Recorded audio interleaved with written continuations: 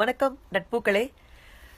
நம்மள மாதிரி அதாவது இயந்திர வாழ்க்கைக்கு பழக்கப்பட்ட ஒரு மனுஷன் காலைல எந்திரிக்கிறாரு. எந்திரிச்சோன்னா அவருக்கு ஒரு ஃபோன் கால் வருது. உங்க அம்மாக்கு முடியலப்பா, ரொம்ப சீரியஸா இருக்கிறாங்க, ஊருக்கு வாங்கன்னு சொல்லிட்டு உடனே பதறி அடிச்சுட்டு போய் பாக்குறாரு. அவங்க அம்மாவை வந்து அந்த ஆஸ்பத்திரியில தீவிர சிகிச்சை பிரிவில் வச்சிருக்காங்க. என்னன்னு மருத்துவரை கேட்டா அவர் சொல்றாரு, உங்க அம்மாக்கு ஒரு மைல்டு ஹார்ட் அட்டாக் மாதிரி வந்துருச்சுப்பா.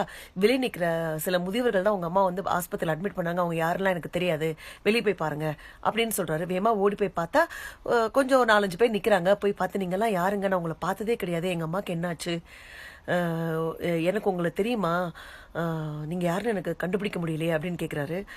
அந்த முதிர்கள்லாம் சொல்றாங்க, நாங்களும் இப்பதான்ப்பா உன்னை முத பாக்குறோம், உங்க அம்மா புகைப்படத்துல உன்னை காமிச்சிருக்காங்க, இப்பதான் உன்னை நேர்ல பாக்குறோம், நாங்கெல்லாம் உங்க அம்மாவோட ஏரியால குடியிருக்கிறவங்க, பக்கத்து வீட்டுக்காரவங்க அப்படின்னு சொல்றாரு. உடனே வந்துட்டு இவர் கேட்குறாரு, எப்படிங்க உங்களுக்கு எங்க அம்மாக்கு ஹார்ட் அட்டாக்னு தெரிஞ்சது, என்னாச்சு எங்க அம்மாக்கு சொல்லுங்களேன் அப்படின்னு கேட்குறாரு. அப்பா, எங்க ஏரியால 60 வயசுக்கு மேல இருக்க முதியவர்களுக்காக நாங்க ஒரு வாட்ஸ்அப் குரூப் வச்சிருக்கோம். அந்த குரூப்ல உறுப்பினரா சேரணும்னா சில விதிமுறைகள் இருக்கு. நான் யார் உறுப்பினரா இருக்கிறீங்களோ அவங்க வந்து வேற 60 வயசுல இருக்க முதியவர்கள் அந்த ஏரியாக்குள்ள இருந்தாங்கன்னா அவங்கள வாட்ஸ்அப் குரூப்ல ஆட் பண்ணணும். இன்னொரு விதிமுறை என்னன்னா, காலைல எந்திரிச்சோன்னா குட் மார்னிங்னு ஒரு மெசேஜ் கொடுக்கணும், நைட்டு தூங்குறதுக்கு முன்னாடி குட் நைட்னு ஒரு மெசேஜ் கொடுக்கணும். இவ்வளவுதான் விதிமுறைகள் அப்படின்னு சொல்றாரு. இவரும் புரியாம, எதுக்குங்க இப்படி வச்சிருக்கீங்க, எனக்கு புரியலையே அப்படின்னு கேட்கிறாரு. உடனே அவரை பார்த்து இந்த முதியோர் ஒரு கேள்வி கேட்கிறாரு, உங்க அம்மா கிட்ட நீ கடைசியா எப்பப்பா பேசுன அப்படின்னு சொல்லிட்டு. உடனே இவரும் சொல்றாரு, ஒரு 2 நாளைக்கு முன்னாடி இருக்கோங்க. சரி, உங்க அம்மாக்கு 60 வயசுக்கு மேல ஆயிடுச்சு, அவங்கள உன்னால பக்கத்துல இருந்து தான் பார்க்க முடியல, ஆனா டெய்லி காலையிலயும் மத்தியானம் ராத்திரியும் ஒரு தடவை ஃபோன் பண்ணி பேசுறதுக்கு உனக்கு என்ன ஆகும்பா? நீ ஃபோன் பண்ணி பேசுறதா உங்க அம்மாக்கு முடியாம போயிருந்திருக்குன்னு தெரிஞ்சிருக்கும் இல்லையா, உனக்கு தெரியல இல்லையா? எங்களை மாதிரி இந்த மாதிரி ஒரு நிலைமையில இருக்க முதியோர்களுக்காக தான் நாங்க இந்த வாட்ஸ்அப் குரூப்பே கிரியேட் பண்ணிருக்கோம். அப்பா, எங்களுக்காக காசு பணம் செலவு பண்ணி வீடு வாசல் வாங்கி கொடுக்குறீங்க, காசு பணம் இருந்து நாங்க என்னப்பா பண்ண? எங்களுக்கு தேவை பேச்சு துணைக்கு ஆளு, எங்களை பார்த்துக்க ஒரு ஆளு.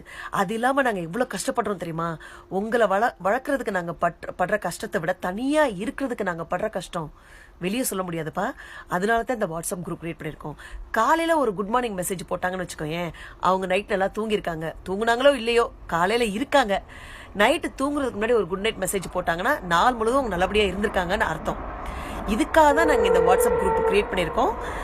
உங்க அம்மா வந்து இன்னைக்கு காலையில வாட்ஸ்அப்ல குட் மார்னிங் மெசேஜ் கொடுக்கல, அதை வச்சுதான் அவங்களுக்கு ஏதோ பிரச்சனைன்னு சொல்லிட்டு வீட்டில் போய் பார்த்தோம். உங்க அம்மா மயங்கி கிடந்தாங்க, உடனே வந்து ஆஸ்பத்திரியில் அட்மிட் பண்ணோம்ப்பா அப்படின்னு சொல்றாரு. இவருக்கு என்ன சொல்றதுனே தெரியல, கண்ணெல்லாம் கலங்குது. அவருக்கு நன்றி சொல்றதை தவிர வேற வழியே தெரியல. ரொம்ப மனசு நொந்து போய் அந்த முதியோர்களுக்கு நன்றி சொல்லிட்டு கிளம்புறாரு. இந்த செய்தியை படிச்சு நான் உங்ககிட்ட பகிர்ந்துக்கும் போது இன்னொரு விஷயமும் எனக்கு சொல்லணும்னு தோணுச்சு. என்ன விஷயம்னா, எனக்கு தெரிஞ்ச ஒரு அக்கா ஒரு வாட்ஸ்அப் குரூப்ல நாங்க எல்லாருமே இருக்கிறோம். அவங்க டெய்லி காலைல எந்திரிச்சோன்னா காலை வணக்கம் போடுவாங்க, யாரும் அதுக்கு பதிலே கொடுக்க மாட்டாங்க. இருந்தாலும் சளைக்காம நாங்க வந்து அந்த வாட்ஸ்அப் குரூப்ல கிட்டத்தட்ட ஒரு 2.5 வருஷம் 3 வருஷமா இருக்கிறோம். டெய்லி ஒரு மெசேஜ் கொடுப்பாங்க, பதில் கொடுக்குறோம் கொடுக்கல அதை பத்தி கவலையே பட மாட்டாங்க. ஆனா ஒவ்வொரு செய்தியும் வந்து ரொம்ப நம்மளுக்கு வந்துட்டு நம்மளோட சிந்தனையை தூண்டுற செய்தியா இருக்கும். ரொம்ப முன்னாடி வந்து எனக்கும் தோணுச்சு, என்னப்பா இவங்க டெய்லி ஒரு மெசேஜ் கொடுக்குறாங்க, யாருமே வந்துட்டு பதில் போட மாட்டேங்கிறாங்க, எதுக்கு இவங்க கொடுக்குறாங்கன்னு நானும் யோசிச்சேன். ஆனா அவங்களோட ஒவ்வொரு செய்தியுமே எவ்வளவு வந்துட்டு உயிரோட்டமா இருக்கும்னா, அவங்களோட செய்திகள் பல நாள்ல என்னோட வீடியோக்களுக்கு வந்து கருவா இருந்திருக்கு. அந்த அக்காக்கு இந்த வீடியோ வழியா நான் நன்றி சொல்ல ஆசைப்படுறேன். வாட்ஸ்அப், ஃபேஸ்புக் எல்லா சோஷியல் மீடியா பார்த்தீங்கன்னு வச்சுக்கோங்களேன், இருமுனை கத்தி மாதிரி. நல்ல விஷயத்துக்கும் உபயோகப்படுத்தலாம், அதை கெட்ட விஷயத்துக்கும் உபயோகப்படுத்தலாம். இப்போ இந்த விஷயத்துல முதியவர்கள் வச்சிருந்த அந்த வாட்ஸ்அப் குரூப்ல வளம் வந்த குட் மார்னிங் குட் நைட் செய்தி தான் அந்த அம்மாவோட உயிரை கடைசி நிமிஷத்துல காப்பாத்திருக்கு இல்லைங்களா? தொழில்நுட்பம் அது எங்க வேணாலும் வளர்ந்து போகட்டும், ஆனா அதை நன்மைக்கு பயன்படுத்துறதும் தீமைக்கு பயன்படுத்துறதும் நம்ம கையில தான் இருக்கு இல்லைங்களா? அது மாத்திரம் இல்லைங்க, இன்னைக்கு நம்ம இப்படி இருக்கோம், நாளைக்கு நம்மளுக்கும் வயசாகும் இல்லையா? நம்ம பிள்ளைங்க நம்மளை பார்த்துக்கணும் இல்லையா? உறுதுணையா இருக்கணும் இல்லையா? அவங்களுக்கு முன்மாதிரியா நம்ம இருக்கணுங்க. பெத்தவங்களை நம்ம இந்த நிலைமைக்கு வளர்த்து ஆளாக்கியிருக்காங்கல்ல, அவங்களுக்கு ஒரு நன்றி கடனா நம்ம இருக்க வேண்டாம்? வாழ்க்கை வாழ்வதற்கே பெற்றவர்களை உளம் குளிர வாழ வைத்து வாழ்ந்துதான் பார்ப்போமே. நன்றி, வணக்கம்.